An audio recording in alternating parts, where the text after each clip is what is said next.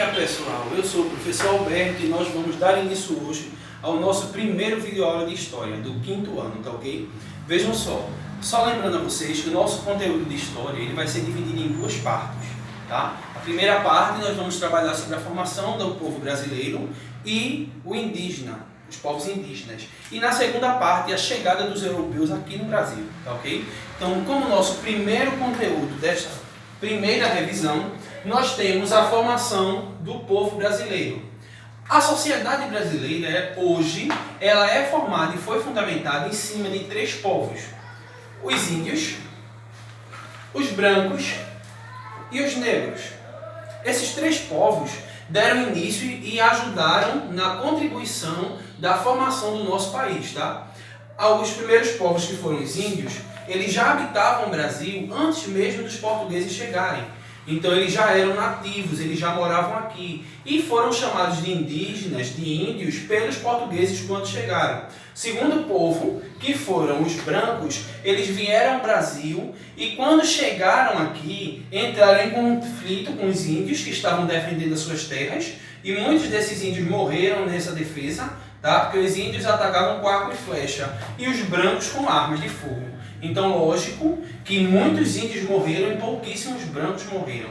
Então, os brancos, quando vieram, eles contribuíram para a formação da sociedade brasileira, ajudando na construção de vilas, de casas, de civilizações, certo? Que são as nossas casas, cidades, vilas que temos hoje. Foi por tudo devido aos brancos quando vieram colonizar o Brasil, que começaram a fazer essas construções e só foram aprimorando ao longo dos tempos, tá? E o negro, que foi o único povo que não veio ao Brasil, ele foi trazido. O negro ele não teve escolha de querer vir ao Brasil. Ele foi trazido pelos brancos em forma de escravo, certo? Os brancos pegavam os negros e traziam para o Brasil para quê? Para trabalhar nas fábricas, para trabalhar nas lavouras de café e de cana-de-açúcar da época, sem pagar nada. Eles vinham em condições de escravo. Então esses três povos vieram e constituíram a sociedade brasileira. Com o passar dos tempos, esses povos eles foram se juntando, foram tendo relações entre si, certo? O negro começou a se relacionar com o branco, a casar e ter filhos.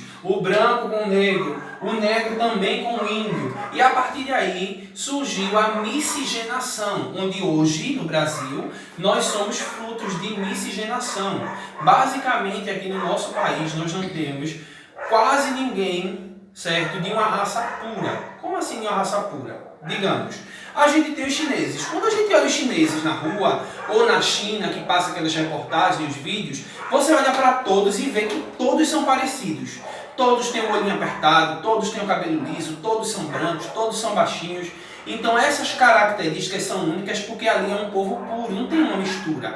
Aqui no Brasil tem uma miscigenação. Você olha para uma pessoa, uma tem um olho apertado, outra tem um olho mais comprido, outra tem um olho menorzinho, outra tem um olho puxado para o lado, um é alto, um é baixo, um é branco, um é negro, um tem o cabelo liso, outro tem o cabelo crespo, outro está cacheado.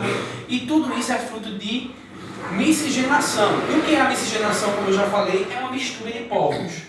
Quando eu misturo o índio com o branco, o índio se relaciona com o branco, o que vai nascer dessa mistura, dessa miscigenação, vai ser o caboclo ou cabocla, certo? É o nome dado à junção do índio com o branco. Quando o branco se junta com o negro, o nome dessa miscigenação vai ser mulato, vai dar origem ao mulato.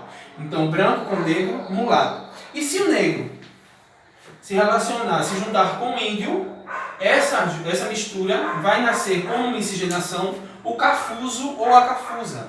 Então prestem atenção. Frutos da miscigenação eu tenho índio com branco, caboclo, branco com negro, mulato, e negro com índio, cafuso.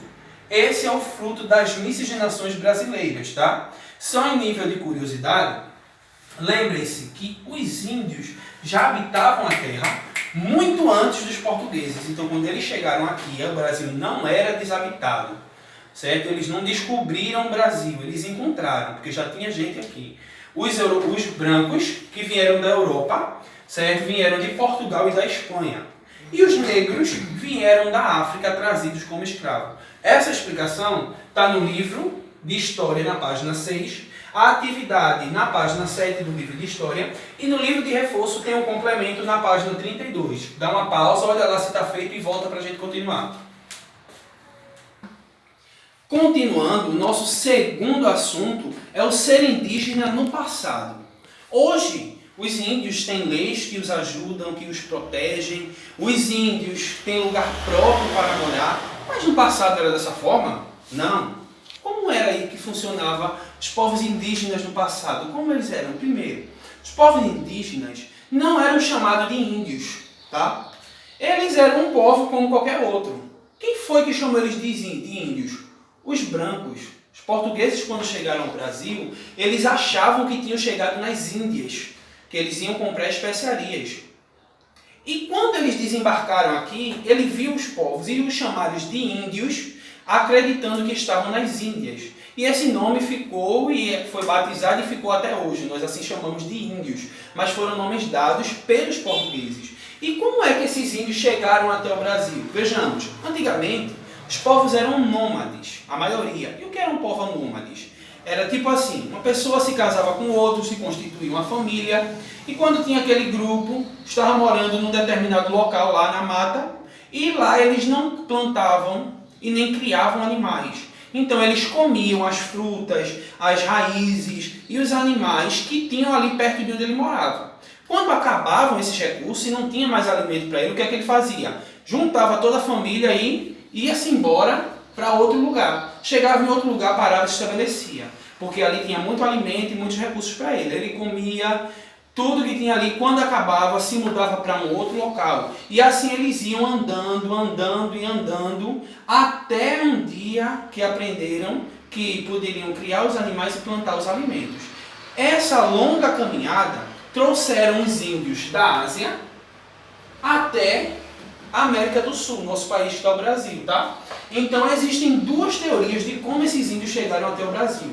A primeira vai dizer o seguinte: os índios saíram da Ásia andando através do Estreito de Bering, que é um estreito que liga a Sibéria ao Alasca, lá em cima do continente americano, certo? Diz que eles vieram andando da Ásia, passaram pelo Estreito de Bering, pelo Alasca, desceram pela América do Norte e América Central até chegar aqui no Brasil, na América do Sul. Eles vieram andando. A segunda teoria vai dizer o seguinte: eles saíram da Polinésia, um grupo de ilhas que fica do outro lado do Oceano Pacífico, e eles vieram na barco, remando, até chegar à América do Sul e aqui no Brasil. Certo? Então são duas teorias. Primeira, os índios vieram a pé da Ásia para cá, através do Estreito de Bering, e a segunda é que eles vieram através de pequenos barcos remando, tá? Da Polinésia até aqui na América do Sul, certo? Agora, essa explicação está na página 8 do livro de História, a atividade nas páginas 8 e 9, e no livro de reforço tem um complemento na página 33. Pausa de novo, olha lá se está feito, se não tiver, faz, e volta para a gente continuar o último assunto. Tá. Continuando, gente, vamos ao nosso último assunto desse primeiro vídeo, tá? Nesse assunto a gente vai estudar sobre a herança indígena, certo? Aqui nós temos uma imagem de uma tribo indígena. Primeira coisa que a gente tem que ressaltar é que aqui no Brasil hoje nós temos inúmeras tribos indígenas. Existem tribos que já podem ser visitadas, que são pessoas mais civilizadas, que já usam roupas. E existem aquelas tribos fechadas, canibais, que não permitem a entrada de ninguém, nenhum estranho, ninguém de fora, certo? Cada tribo ela vai ter um costume diferente, ela vai ter rituais diferentes, certo? As tribos elas adoram deuses diferentes dos nossos. Algumas tribos indígenas adoram deuses como o deus do sol, a deusa da lua, o deus dos rios, certo? Atribuem esses elementos naturais como deuses porque ajudam ele. Por exemplo, o sol ilumina durante o dia e aquece. E isso traz benefício para os índios, que é no período que ele vai poder enxergar e caçar. Então, o sol seria um deus.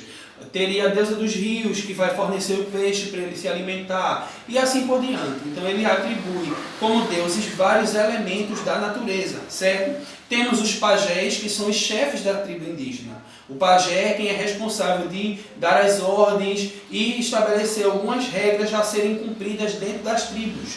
É interessante também a gente destacar que na tribo indígena, cada sexo tem o seu papel. Como assim? O sexo masculino, os homens, eles têm que caçar, têm que pescar, têm que trazer o alimento para dentro da casa.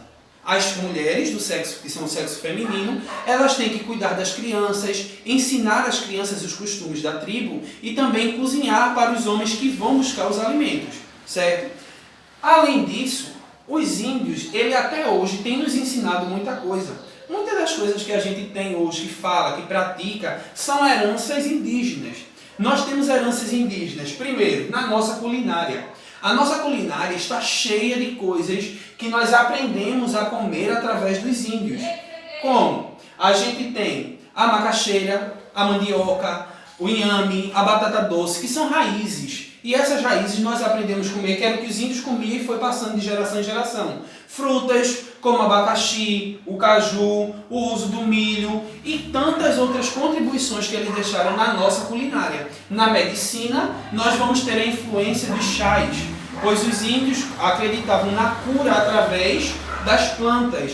Então eles usavam chás para poder curar. Hoje em dia, quando a pessoa está com uma dor de barriga, faça um chazinho aí, meu filho, com o olho da goiaba. Então a mãe vai lá, pega lá o olhinho da goiaba, as folhinhas, bota lá, faz um chazinho, você toma, melhora da barriga, certo? Então os índios acreditavam nisso e foram eles que passaram para a gente esse costume. Temos as contribuições nos objetos: panela de barro, prato de barro, copo de barro, cesta de palha. Tudo isso eram coisas que os índios construíam, porque eles só tinham esses recursos. Eles usaram barro, palha, cipós, tudo isso para construir os seus objetos. Também nos instrumentos, pois tinham rituais e eles tocavam e dançavam. Então os instrumentos também eram feitos à mãos. Flautas, tambores, maracas, tudo isso era construído à mão. Temos também a contribuição indígena no nosso folclore. O folclore brasileiro, que é muito rico, tem várias lendas que protegem as matas. E isso foram criadas pelos índios. A lenda do Saci, do boto cor-de-rosa, do curupira, entre outras. E também na nossa linguagem. A palavra abacaxi e catapora, por exemplo, são dois exemplos de palavras indígenas. Abacaxi, que significava na tribo, e bacaxi, que tinha o significado de fruta cheirosa. E a catapora, que era tataporá, que assim chamava, que significava febre de erupção, ou seja, era aquela febre que tinha por dentro, que o corpo esquentava, e erupção, porque estourava o corpo várias pintinhas vermelhas. Então são palavras que nós usamos até hoje e que fazem parte da cultura deixada para nós através dos índios. Essa explicação está no livro de História, nas páginas 10 e 11. A atividade está nas páginas 11, 12, 13 e 14. E no livro de reforço complementar tem as páginas 34, 35 e 36. Faça as atividades. Se tiver alguma dúvida, entre em contato conosco que o Alberto vai esclarecer para você, tá bom? Estou te esperando, responda tudinho certinho e até o próximo vídeo.